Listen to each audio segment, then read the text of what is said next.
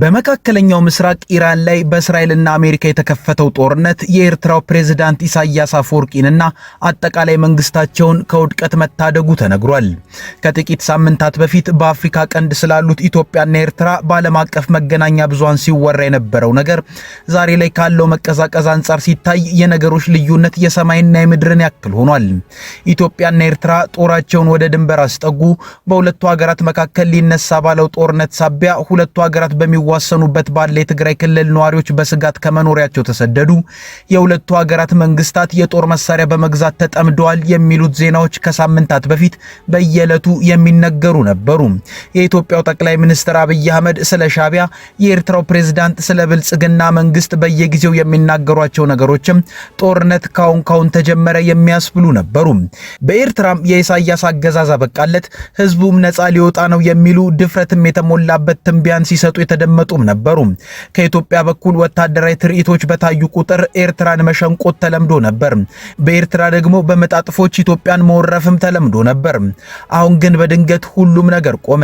ለኢትዮጵያ የባህር በር ያስፈልጋታል ሲሉ በየመድረኩ ሲናገሩ የነበሩት፣ በባሌም በቦሌም ኢትዮጵያ የባህር በር ማግኘቱ አይቀርም ሲሉ የነበሩት የኢትዮጵያው ጠቅላይ ሚኒስትር አብይ አህመድም በትግርኛ በሰጡት ቃለ ምልልስ ሳይቀር ነገሩን ዘለሉት። ኢትዮጵያ ውስጥ ሆኖ ከሻዕቢያ መንግስት ጋር አብሮብኛል ያሉትን ህወሓትን ሊቀጡ ከአማራ ክልል ጦር ቀንሰው ወደ ትግራይ ያስጠጉት አብይ በድንገት ወታደሩን ወደ ነበረበት መለሱት። አሁን ሁሉም ነገር በድንገት ዝም ብሏል። ኢትዮጵያም ኤርትራም ለየራሳቸው ታክቲክ ሲሉ ነገሩን ዝም ቢሉትም አንዲት ዓለምን ሰቅዛ ያዘች ሀገር ግን አሁን ኢትዮጵያና ኤርትራን ከከባድ ጦርነት ለአሁንም ሆነ ለወደፊት ታደጋቸዋለች። እሷም ኢራን ነች። እንዴት? በመረጃና ትንታኔ እናየዋለን። ጤና ይስጥልን፣ ኢትዮ ፍሮንቶች ነን። አብራችሁን ስትቆዩ ከዚህ ጉዳይ በተጨማሪ ሰሞኑን እንደምናደርገው እስራኤልና አሜሪካ ከኢራን ጋር እያደረጉት ያለው ጦርነት ከምን እንደደረሰ እንነግራችኋለን። እስከዛው ቻናላችንን ሰብስክራይብ፣ ላይክ እና ሼር እያደረጋችሁ አብራችሁን ቆዩ። ልክ አሜሪካና እስራኤል ከኢራን ጋር ጦርነትን ማድረግ ሲጀምሩ በደቂቃዎች የአየር ጥቃት እስራኤልና አሜሪካ የኢራኑ ጠቅላይ መሪ አያቶላህ አሊ ሆሚኒ ሲገደሉ፣ ከዛም ኢራን የምትታወቅባቸውን ሚሳኤሎችን የማጥቃት ስራን ስታስጀምር ብዙዎች በኤርትራና ኢትዮጵያ መካከል ለሁለተኛ ጊዜ አስከፊ ጦርነት ሊነሳ ነው ሲሉ የተነበዩትም የሰጉትም ትንቢታቸውም ስጋታቸውም ለጊዜውም ሆነ ለዘለቄታው ከመሆን ቀርቷል።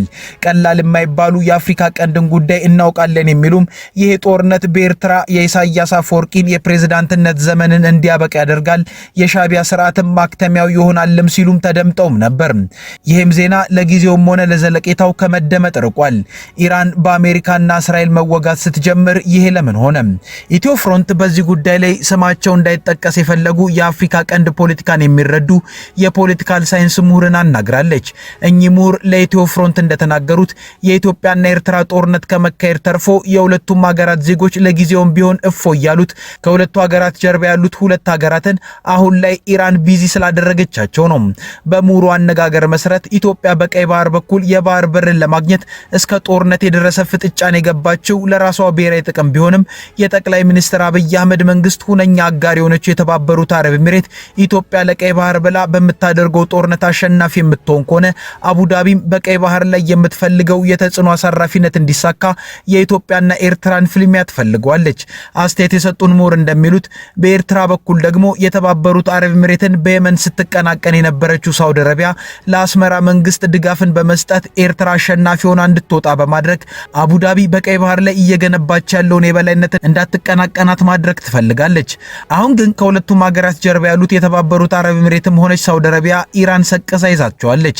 ተሂራን እስራኤልና አሜሪካ ጦርነት ሲከፍቱባት ድሮንና ሚሳኤሎቿን ወደ እነዚህ የአሜሪካ አጋርና የዋሽንግተን የጦር ሰፈር ወዳለባቸው ሀገራት ነው ማዝነብ የጀመረችው። በተለይ ኢራን የተባበሩት አረብ ኤሚሬት ላይ የተኮሰቻቸው ሚሳኤሎችና ድሮኖች ምናልባትም ዋናዋ ጠላቷ እስራኤል ላይ ከተኮሰችው ብዙ አይራራቅም።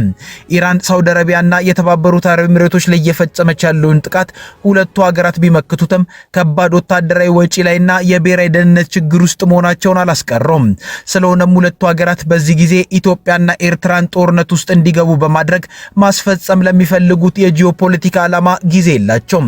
ለኢትዮ ፍሮንት አስተያየታቸውን የሰጡት የፖለቲካል ሳይንስ ምሁር ኢትዮጵያና ኤርትራ በዚህ ሰዓት የማይዋጉት የዓላማ ጉድለት ስላለባቸው አይደለም ይላሉ። ኢትዮጵያ በዚህ ሰዓት ከሻቢያ ጋር በመጋጨት የኢሳያስን አገዛዝ በማስወገድ የወደብና የባህር በር ባለቤት የመሆን ዓላማ አላት። የኢሳያስ መንግስትም ስጋት የሆነበት የብልጽግና አስተዳደር ቢዳከምለት ይወዳል። ነገር ግን የዓላማ አለማጠር ሁለቱን ሀገራት ወደ ውጊያ ይወስዳቸው። ሁለቱ ሀገራት ዓላማ ባያጥራቸውም የጦር መሳሪያ ግን ያጥራቸዋል። ኢትዮጵያ ከተባበሩት አረብ ኤሚሬት በርካታ መጠን ያለው የጦር መሳሪያ የምታገኝ እንደሆነ ይታመናል። ኤርትራ ደግሞ ከሳውዲ አረቢያ የጦር መሳሪያ እንድታገኝ በግብጽ በኩል ድለላ ሲሰራላት ነበር። አሁን ግን ይላሉ ምሁሩ፣ አሁን የተባበሩት አረብ ኤሚሬትና ሳውዲ አረቢያ ጦር መሳሪያ ለሌሎች ሀገራት የሚረዱበት ሳይሆን ባላቸው መሳሪያ ራሳቸውን ከኢራን ጥቃት የሚከላከሉበት ሰዓት ነው። ስለሆነም ከኢትዮ ኤርትራ ጦርነት ይጠበቅ የነበረው የኢሳያስ መንግስት መውደቅ በኢራን ተገቷል። እርግጥ የሁለቱም ሀገራት ዜጎች ለጊዜውም ቢሆን እፎይ ብለዋል። በሌላ በኩል ኢራን ከእስራኤልና አሜሪካ ጥቃት ሲከፈትባት የዓለም 20% የነዳጅ መተላለፊያ የሆነውንና በሷ የበላይ ጥበቃ የሚተዳደረውን የሆርሙዝ የባህር ወሽመጥ ወይንም መተላለፊያን በማስተጓጎሏ የዓለም የነዳጅ ዋጋ በእጅጉ ተወዷል። ኢራን የባህር መተላለፊያውን ለጠላቶቼና አጋሮቻቸው ብቻ ነው የዘጋሁት ብትልም ቀጠናው የጦርነት ስለሆነ በሆርሙዝ ነዳጅ ማሳለፍ ከፍተኛ የኢንሹራንስ አረቦን ስለሚያስከፍል ነዳጅ ተወዶ መቀጠሉ አይቀርም። ኢትዮጵያና ኤርትራ ደግሞ ሁለቱም ነዳጅ ገዢ ናቸው። በተለይ ኢትዮጵያ ሰሞኑን ነዳጅ እያጠረኝ ነው፣ ቆጥባችሁ ተጠቀሙ እያለች ዜጎችን አዛለች። ባለፈው ሳምንት የገንዘብ ሚኒስትሩ አህመድ ሽዴ፣ በዚህ ሳምንት ደግሞ ጠቅላይ ሚኒስትር አብይ አህመድ የነዳጅ ቆጥቡ ትዕዛዝን ለህዝቡ አስተላልፈዋል። ነዳጅ ላይ የተፈጠረው የገበያ መዛነፍ ሁለቱም ሀገራት ላይ የኢኮኖሚ ችግር ያመጣል። ነዳጅ ብቻም ሳይሆን ማዳበሪያም ተወዷል። ስለዚህ ሁለቱ ሀገራት ለጦርነት የሚሆን ኢኮኖሚ የላቸውም። ኢራንን ማዕከል ያደረገው የመካከለኛው ምስራቅ ጦርነት አስመራና አዲስ አበባን ከመዋጋት ለጊዜውም ቢሆን አትርፏቸዋል። ህዝባቸውም ስጋቱ ተቃሎለታል። ብዙዎች ተንበዩት የነበረው የኢሳያስ አፈወርቂ መንግስት ዕድሜም ማጠር ከተባለ ከማጠር ተርፏል። የአሜሪካው ፕሬዝዳንት ዶናልድ ትራምፕ አጋር ባልናቸው ሀገራት ተከድተናል ሲሉ ተናገሩ። ድጋፍ ለመስጠት ፈቃደኛ ያልሆኑትንም ሀገራት ውለታ ቢሶች ሲሉ በስድብ አጥረግርገዋቸዋል። ትራምፕ እንዳሉት ከኢራን ጋር በገቡት ጦርነት የተዘጋውን የሆርሙዝ ሰርጥ ለማስለቀቅ የአጋር ሀገራትን ተሳትፎ ብንጠይቅም አዎንታዊ ምላሽ አላገኘንም ብለዋል። በዚህም በእጅጉ ተበሳጭተዋል። አጋር የተባሉት ሀገራት የተጠየቁት ድጋፍ የንግድ መርከቦችን የሚያጅቡ የጦር መርከቦች ወደ አካባቢው እንዲልኩ ነበር። ሆኖም ትራምፕ ያልጠበቁትን ምላሽ በማግኘታቸው ሀገራቱን ውለታ ቢስ ብለዋቸዋል። ለዓመታት ከአሜሪካ መሪዎች የተቀበሉትን ድጋፍ መካዳቸውንም ነው ያነሱት። ትራምፕ የሆርሙዝ ወሽመጥ መዘጋትን ተከትሎ በዓለም አቀፍ ደረጃ የተፈጠረው ቀውስ አሳስቧቸው ነበር። በዚህም መነሻነት ትራምፕ ኔቶና ሌሎች ሀገራት እንዲደግፏቸው ጥሪ አቅርበውም ነበር። በአሜሪካ በኩልም የአሜሪካ መንግስት ከ7 ሀገራት ጋር እየተነጋገሩ መሆኑን የጠቀሱት ትራምፕ ከነዚህ መካከል ቻይና እንደምትገኝበትም ገልጸዋል። ትራምፕ የሌሎች ሀገራትን ስም ባይጠቅሱም የኔቶ አባል ሀገራት ግዛታቸውን ይከላከላሉ ብለው እንደሚያምኑና አሁን በሆርሙዝ ወሽመጥ የተከሰተውን ሁኔታን እንደ ግዛታቸው መመልከት ያለባቸው ሀገራቱ ነዳጅ የሚያገኙበት አካባቢ በመሆኑ እንደሆነም ነበር ያነሱት። ፕሬዝዳንቱ ከፋይናንሻል ታይምስ ጋር ባደረጉት ቃለ ምልልስ ላይ ደግሞ ወሳኙን የሆርሙዝ ወሽመጥ ለመጠበቅ አጋሮቻቸው ድጋፍ የማያደርጉ ከሆነ የኔቶ የወደፊት ዕጣ በጣም መጥፎ እንደሚሆን ነበር የጠቆሙት። በተጨማሪም ቻይና ተሳታፊ እንደምትሆን እንደሚጠብቁ፣ ነገር ግን ድጋፍ የማታደርግ ከሆነ ግን በምላሹ ከፕሬዝዳንት ሺ ጂንፒንግ ጋር በቅርቡ ሊካሄድ የታቀደውን ስብሰባ ሊያዘገዩት እንደሚችሉም ነበር ያነሱት። ትራምፕ የሆርሙዝ ወሽመጥን ለመጠበቅ በሚያደርጉት ጥረት ውስጥ ዩናይትድ ኪንግደም የምትሳተፍበት ሁኔታ ላይ ከጠቅላይ ሚኒስትር ሰር ኪር ስታመር ጋር መነጋገራቸው ተዘግቧል። ጃፓን በበኩሏ የሆርሙዝ ወሽመጥን ለመጠበቅ ወደ ፋርስ ባህረ ሰላጤ ወታደራዊ መርከቦቿን በመላክ የመሳተፍ ፍላጎት እንደሌላት የገለጸች ሲሆን ጠቅላይ ሚኒስትሯ በዚህ ሳምንት ወደ አሜሪካ በመሄድ ከትራምፕ ጋር እንደሚነጋገሩ ተገልጿል። በተመሳሳይም አውስትራሊያ ኢራን በሆርሙዝ ወሽመጥ በጭነት መርከቦች ላይ የምትፈጽመውን ጥቃት ለመከላከል የጦር መርከቦቿን ወደ አካባቢው እንደማታሰማራ በትራንስፖርት ሚኒስትሯ በኩል አሳውቃለች። ጀርመን፣ ስፔንና ጣሊያንን ጨምሮ በርካታ የአሜሪካ አጋሮች ኢራን በድሮኖችና በባህር ኃይል ማዕድን ማውጫዎች ውጤታማ በሆነ መንገድ የዘጋችውን ስትራቴጂካዊ የውሃ መስመር እንደገና ለመክፈት መርከቦችን ለመላክ ምንም አይነት ፈጣን እቅድ እንደሌላቸው ተናግረዋል። በመሰረታዊው ሕግ መሰረት ከተባበሩት መንግስታት፣ ከአውሮፓ ህብረት ወይንም ከኔቶ የተሰጠን ስልጣን የለንም ሲሉ የጀርመን የጀርመን ቻንስለር ፍሬድሪክ ሜርዝ በበርሊን ተናግረዋል። ዋሽንግተንና እስራኤል ጦርነቱን ከመጀመራቸው በፊት ጀርመንን እንዳማከሩም አክለዋል። አዲሱ የኢራን ጠቅላይ መሪ ሞጅታባ ሐሚኒ ከተሾሙ በኋላ ከሳምንት በፊት ባስተላለፉት መልእክት በአሜሪካና በእስራኤል ጥቃት የተገደሉ ኢራናውያንን የሆርሙዝ ወሽመጥን በመዝጋት እንደሚበቀሉ አመላክተው ነበር። አሁን ላይ ጠቅላይ መሪው ይህ የበቀል እርምጃቸው እየተሳካላቸው ይመስላል።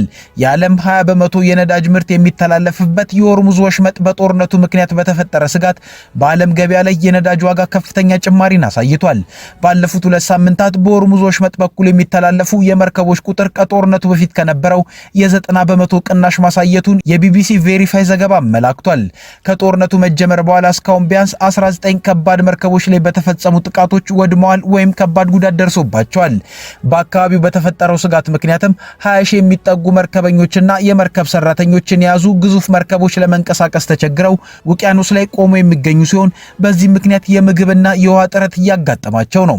በቀጠለውና ማጠናቀቂያው ባልታወቀው በዚህ ጦርነት ታዲያ እስራኤል ሰኞ ዕለት በኢራን ውስጥ በአንድ ሌሊት የተለያዩ ጣቢያዎችን ስትመታ ቢያንስ ለ3 ተጨማሪ ሳምንታት የጦርነት ዝርዝር እቅዶችን ማውጣቷ ተገልጿል።